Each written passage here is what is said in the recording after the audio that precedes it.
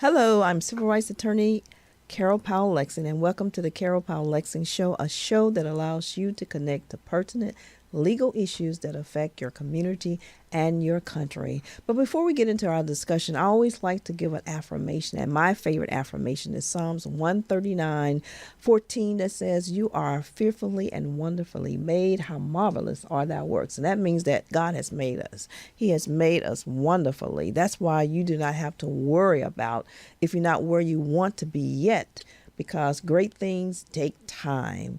And God has already showered us with an abundance of blessings. So just continue to hold on to his unchanging hand, because that's what we're going to have to do as we approach this new election. And today we're going to be talking about really some current issues that's going on in America regarding the election. And of course, we're going to talk about some other things too. But here to help facilitate that discussion is I'm saying, an awesome, trailblazing woman.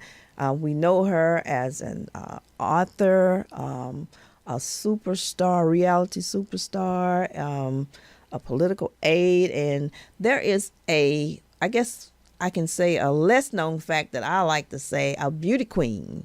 And I am so glad, from a beauty queen to the White House, and here with us is my good friend, Dr. Omarosa Manigault Newman, and welcome. I'm so glad you're Thank here. you. It's so good to see you. It's nice to see you too. Just tell us a little about yourself. I could just, go on for days, but I want you to just tell us, and just basically, tell us how you got to where you are. Well, I am originally from Youngstown, Ohio, and I am the youngest of four children. I grew up in the church. I'm so happy that you opened with that powerful message, Of because course. I truly believe that it was my faith that brought me all the way from the projects of Youngstown, Ohio, to just places I had never imagined that I would ever go to. So that's just a little bit about me, just an Ohio girl trying to make her way in the world. Hey, let me tell you something. God will take you from faith to faith and glory to glory. So, hey, you've made Amen. it wonderful in this world. You have worked for two different presidential administrations. Am I I right? have, yes. Uh-huh. And In that would my be 20s, I worked for the Clinton administration, and then 20 years later, I worked in the Trump administration. administration. So, Tell us specifically, what did you do when you worked for former President Clinton? well, I need to clarify, I started in Gore's office. It was the scheduling in advance office. And that was my first job in politics. It was so much fun because I got to travel around doing the advance for the vice president. We Right. also got to do all of the scheduling for the vice president in terms of his meetings, all of his appointments. But the fun thing was being on the road and meeting all the people. Right. And then Al Gore was going to run for president, and I wasn't quite ready to go out to the campaign. A lot of the staff on his side were going to go and work at the DNC or on the Gore campaign. And I decided I wasn't ready to leave the White House, so I went to go work in presidential personnel and, of course, on Clinton's side. And that was just a whole new adventure as well, because that's where we had to place all of the appointments, almost 2,700 appointments for the administration, including Wow. cabinet level appointments. Wow. Wow. Well, how did you get into politics? Because, Well, I grew up in Ohio, where, it's kind of the Midwest, but it's also kind of the heartbeat of the still industry. So there mhm. was a huge labor movement in Ohio, in Youngstown. So a lot of the work that we did started, actually, the organizing started in the church. My pastor would have us at rallies and events, and we were passing out leaflets Right. for the party at that age. And that's when Right. I first saw Reverend Jesse Jackson running for president. And Right. I got to meet all the politicians. So it started really, really young in Right. Ohio. And then, it took me to great heights, obviously. And starting in the church always is a good foundation for wherever we're trying to go in life. Not that we know we were going to do that at that particular time, but God has a way of directing our path and having us to fulfill our purpose as we go along. And so I'm sure you did not know that you were going to be a megastar as you sit here this day, but you are. Well, I did start in theater, and of course, you mentioned I started in pageants very young. That's kind of what you do in Ohio for fun, pageants. But Wow. my mother had us so active. I mean, she started me in golf when I was 7. Of course, I was in pageants. I was a majorette in our high school band, and all of these different things that kind of made me the person became. But then I got into theater. And I got to travel around with the Shakespeare sampler, and I got to Hmm. play all these amazing characters. And then, of course, pageantry took me to Miss Ohio, which is a part of the Miss America system.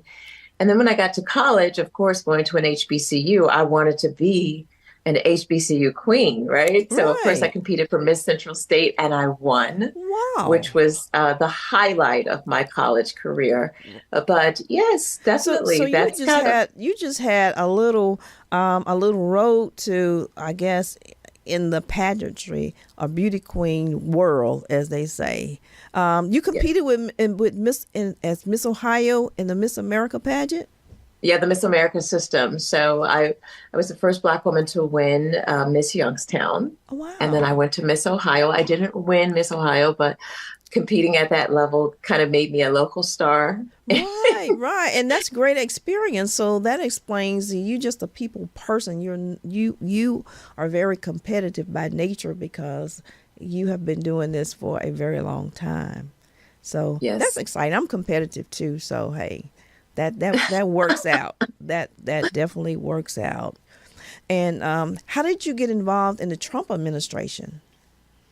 Well, it started oddly enough on a reality show. I met Donald Trump in 2003. At the time, he was hosting a show called The Apprentice. Right, I remember that. And that's how I met Donald. And Donald was also into pageants as well. He had the Miss USA That's system. That's that's interesting. right. But I competed on The Apprentice. I didn't win The Apprentice, but Donald selected me to work on other projects. And so I actually did a show with his production company. I got to work on multiple deals with him. And so throughout the course of that 16, 17 years of working with him, he decided to run for president. And when he ran for president, he asked me to help him with his campaign. And, Right. we were told when he started the campaign that we had no chance of winning, Right, right? They right. said that there I was think we no way all that felt Donald like Trump, that. yeah, right. Everybody I just think we said, all felt there's like that. no way he's ever going to win. And so it really was really about just kind of at the time supporting somebody that had this professional relationship with. I had worked with him since The Apprentice. I'd worked on all these different projects with him, of course, produced my own show through Trump Productions. And so when he asked me to work with his campaign, it was a no-brainer. And everybody had such low expectations of us because it was a really small campaign. I don't know if you Right. remember, it was like 14 of us in the beginning. Well, when we saw him come down that escalator, I didn't take him serious either. I think the rest of America didn't either, but we didn't know what was in store for us when he came down that escalator. But nevertheless, it is what it is. Yeah, so really it started from The Apprentice and just at the time just helping my friend on his campaign, not never imagining Wow. that, a year later we would be sitting in the Oval Office. It wasn't in the cards as everyone told us, but that's kind of what happened. Yeah, and God has a way of working it out for your good, especially if that's what something that you wanted to, accomplish. Well, I never really thought about going back to the White House, to be honest. I had moved across the country. I was living in Los Angeles and I was in the entertainment industry. I never, ever once thought about going back to the White House because if you remember working in the Clinton White House, we went through some difficult times. I mean, at the time, Clinton went through an impeachment and then Al Gore ran. I eventually left and wouldn't work on the Gore campaign. And then that turned out to be a really Right, difficult situation because the Supreme Court stopped the counting. And, right, when right, I right. thought that Al Gore had won, it was kind of snatched away from us. And so that White House experience was really tough. So I never really thought about going back into politics. It wasn't something that I was looking to do. And then Donald calls me. I'm living my best life in Los Angeles. And he calls me saying, hey, come help me on this campaign. And that's kind of how I ended up going back to to politics. It wasn't something that I had on my, my vision board, to be honest with you. Right, right. It just kind of happened. And Yes. pretty much, how do you view where we are as a country today as compared to, I guess, during the Clinton era? I know it's been many years, and lots of things have taken place, but I guess from a political standpoint, how do you see us today as a country? Basically, how do you just see us as a country today compared to the Clinton administration? Carol, unfortunately, right now, I think the country is so much more divisive, right? We're Right. such a divided country, and everybody's in their silos, right? Right. Back during the Clinton days, there was at least an opportunity to work across the aisle. There was an opportunity for the parties to come together for the good of the country, People had right? respect for each other. Yes, and there was a I can collaborative respect to spirit in agree the to disagree country. with you. Yeah. That's right, Hmm. right. There was a collaborative spirit. There was this thing that, you put the country over partisan squabbling, and you would just come together to make things happen to make sure that this country remained strong. Now it is Now, so divided that even if something would be good for the country, if it's not brought by a particular party, then there's opposition and those policies are not advanced. And policy is power, right? And so the ability to get these policies enacted really to improve the quality of lives for our country is really important. But I don't see a lot of that happening. And Washington seems to be in a standstill. And that's really most unfortunate. that is very unfortunate because they're not putting the American people at the forefront. It's all about partisan politics. It's all Mhm. about me.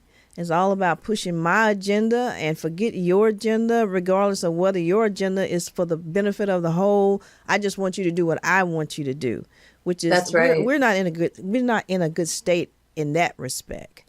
But hopefully we can move forward, and it's no sense of thinking about going back, because right now our focus is to move forward and get this country back on the right track, and just do I guess pretty much encourage people to come back together, and see if we can come together and be the nation that we need to be. I That's won't right. say I won't say used to be, because there's no sense of going back. I think when that man came down the escalator, that was it for the country. But that's my personal opinion. And right now, I'm into moving forward, and into moving forward with hoping that people will get out and vote. Because I don't know why people are hesitant to vote. Because I just saw a very travesty down in my hometown of Monroe, Louisiana, where they had a big mayor's election, and the people would not, the black folks didn't get out and vote. Okay. Mm. Black voters did not get out and vote. And I hope that's not an indication of how it's going to be in November, because Well, it's because voters don't think that their voice is being heard. They don't think that their what vote matters. But I'm here to tell you that every single vote matters and that you matter. And so the truth of the matter is that there's been this eroding of our most important systems, and that's a free and fair election. So we really need to get people to believe in the power of a vote again, because so many of our ancestors and our family members fought so that we could vote. right. But you're absolutely right. The turnout has been incredibly low. And if it's any indication, then there needs to be a lot of effort put into the GOTV operation, and that's getting out the vote so that people's voices can be heard. Right. What about that young vote? And you mentioned the way we came up. We came up basically during the era of the civil rights movement. So we were very involved. It was very important. The civil rights movement, the Voting Rights Act, and we knew how important and how impactful it is to get out and vote. But we have a core of young people that they don't know anything about it. They don't care about it. They just view it as history. And I think that's where we're losing our connection with the younger voters, because they can't identify with the struggle that we have come through to them, their parents, like they were supposed to do, was supposed to make it better for their children, and the next generation gets better.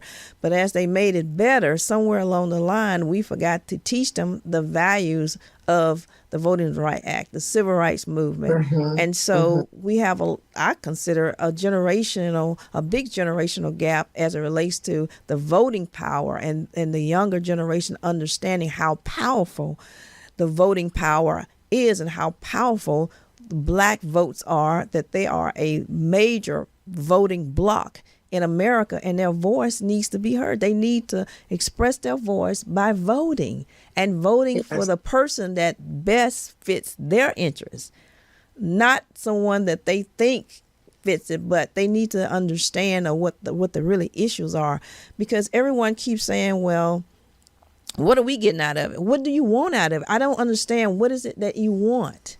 Do you know what younger people want? Do you know?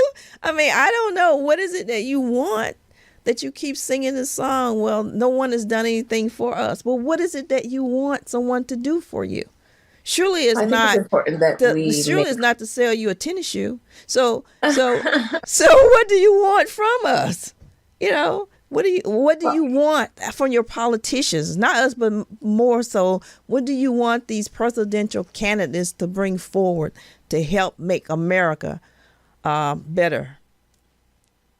I think that we have to make politics relevant to our young people. We have to find a way to get them excited about it, but also for them to understand the importance of their participation in the process.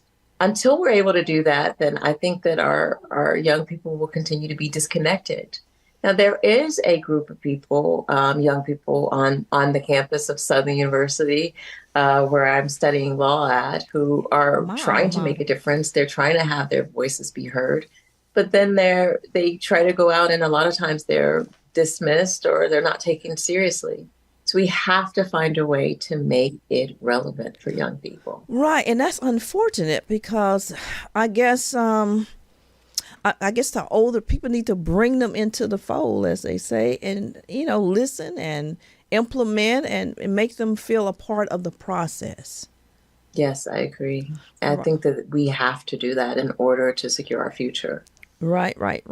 Yeah. You're from Ohio, and I read some statistics that 22% of Black voters in the 6 battleground states, which Ohio is one of them, are planning on supporting Trump. And to me, that's very troubling, because I don't understand how could you support someone that has such racial baggage, and they don't mind sharing that baggage with you and stereotyping you. So I guess I'm just trying to get an understanding of, from the perspective of someone, since you're from one of the battleground states, what is your perception, or how do you see this? How do you see, and what do you think about the 22%? Well, I actually was very interested when some of those statistics, I've heard it about 19%, but yes, around 20% 22. Are planning to support Donald. And so I wanted to dig a little deeper. And so in questioning some of the folks who responded that they would support him, many of them talked about the candidate that speaks to their particular issues and their needs. And it appears to me that Donald is pandering to some of the things that they are concerned to. And they're saying that the other side isn't giving them messaging that lets them know that they are going to be best served by that particular candidate. So I was just really curious about why voters felt that way, because I don't see the appeal. I mean, he has worked against many of those same African-American interests in those particular states. So it just baffles me. Surely. But many of those respondents have said that the Democrats have taken him for granted, and that they've seen a lot of lip service, but they haven't really seen a lot of action. That was some of the feedback that the respondents gave as to why they were interested in supporting Donald. I still don't get it. So I think it really comes down to the Democrats finding a way to, message better, to get their operation on the ground out so that people can see the work that they've done to better sell the policies that they've already accomplished in the last 3.5 years. Something has to give, because I have not seen numbers that high in a battleground state for someone who I just don't believe served them well. Well, let me ask you this. It goes back to the question that I said earlier. What is it that you say? What is it that you're saying you haven't gotten? What is it that you want? You have to be able to articulate what you want. Do you want better health care? Do you want the Affordable Health Care Act to stay intact? Because Donald Trump has already tried to repeal it. Do you want a good economy? Because he created the highest debt that we had. What is that you in immigration? He's already talked about people from Haiti, and he's already put a ban on Muslims and every other person. He has this the border policy that he wants to implement, which is going to clog up our judicial system.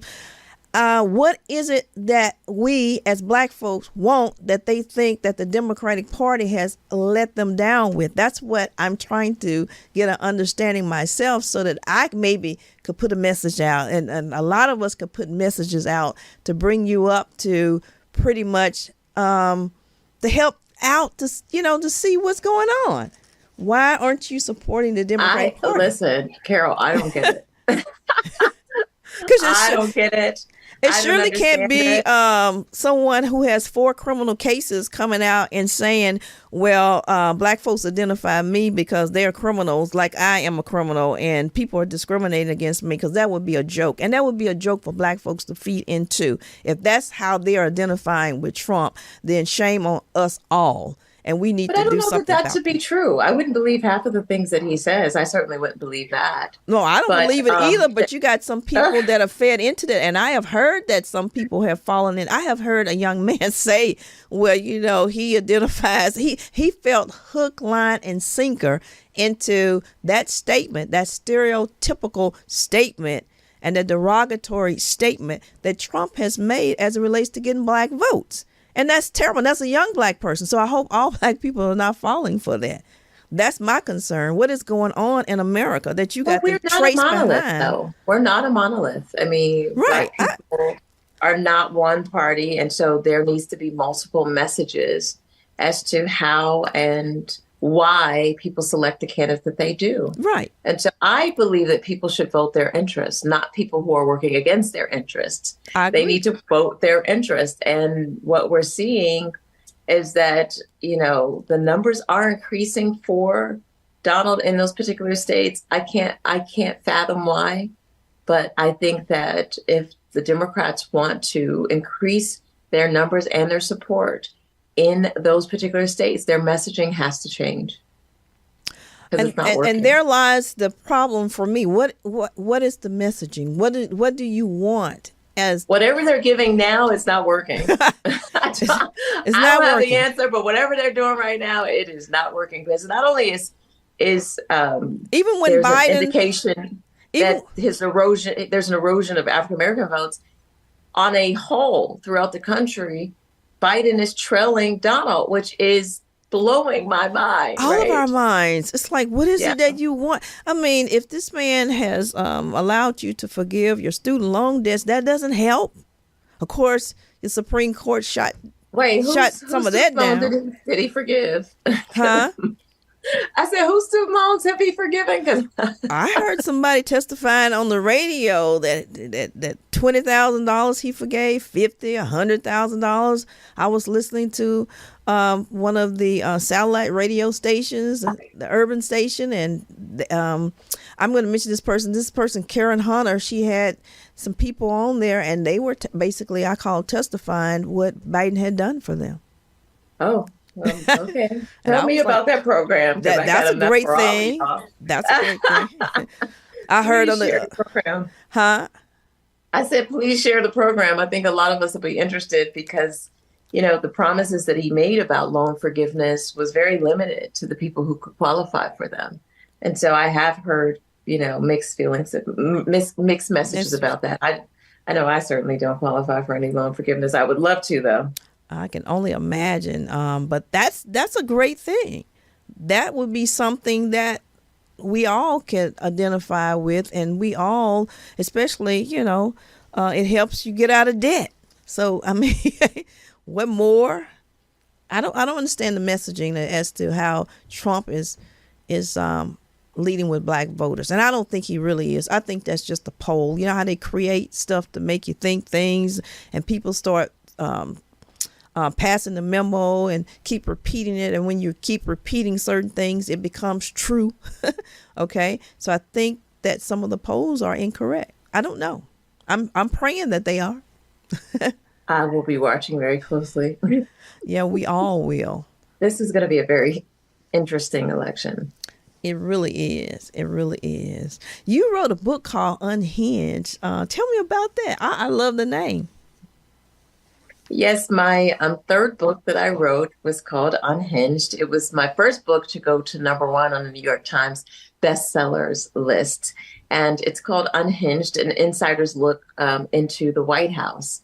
And what I really wanted to accomplish with the book, and I think that I did, was to give people an opportunity to go behind the scenes, to take them deep into what it's like to work in the White House. I'm one of the few people who've had a chance to work in not one, but two White Houses, and to give people the perspective of what's that like.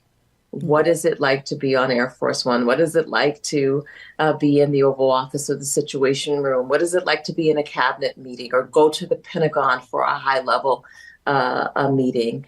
And so I wanted to share those experiences with people so that they could see what that was like, and to talk about what it was like to work in the craziest White House I've ever worked in. And that was Donald Trump's first 100 days in office were just insane.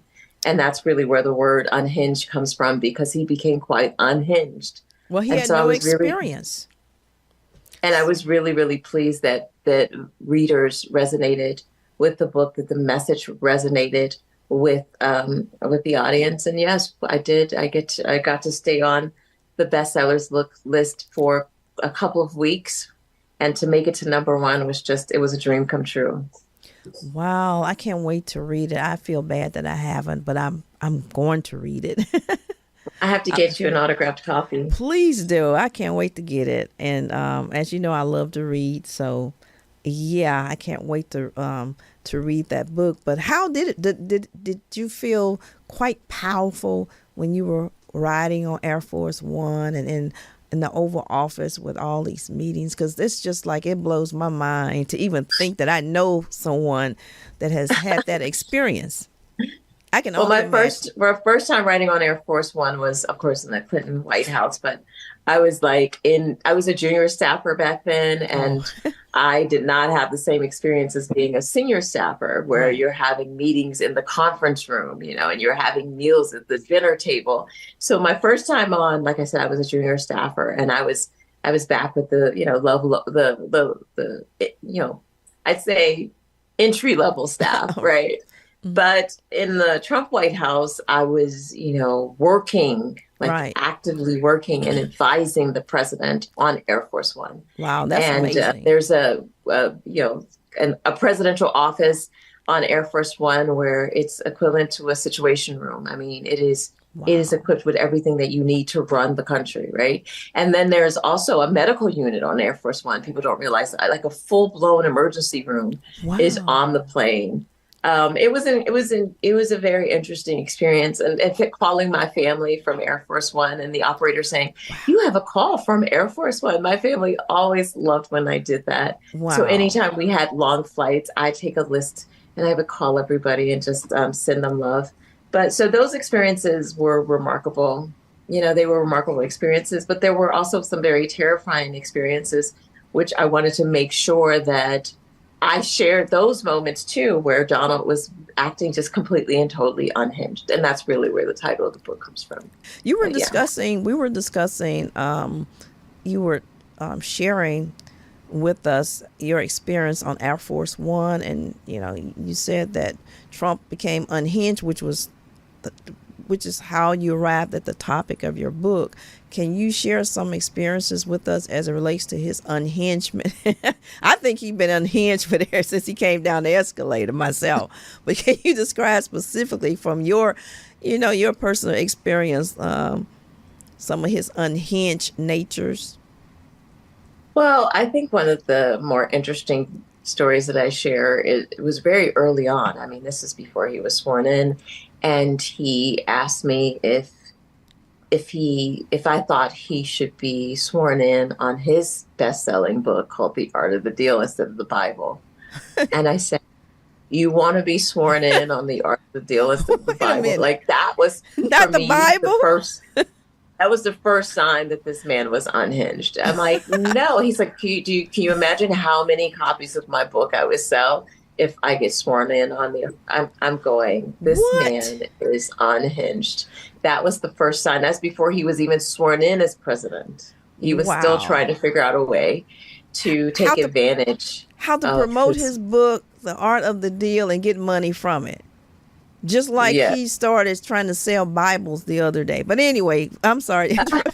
I mean, the man is always selling and always promoting, but that took the cake for me. I mean, I share other just really unhinged moments for Donald that are just, you have to read it to even believe it, because it just, I had never seen anything like it.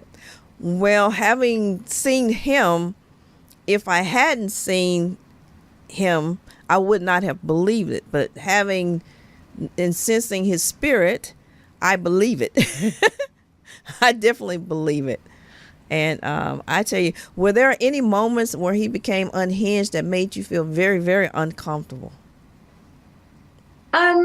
He was very interested in blowing things up, right?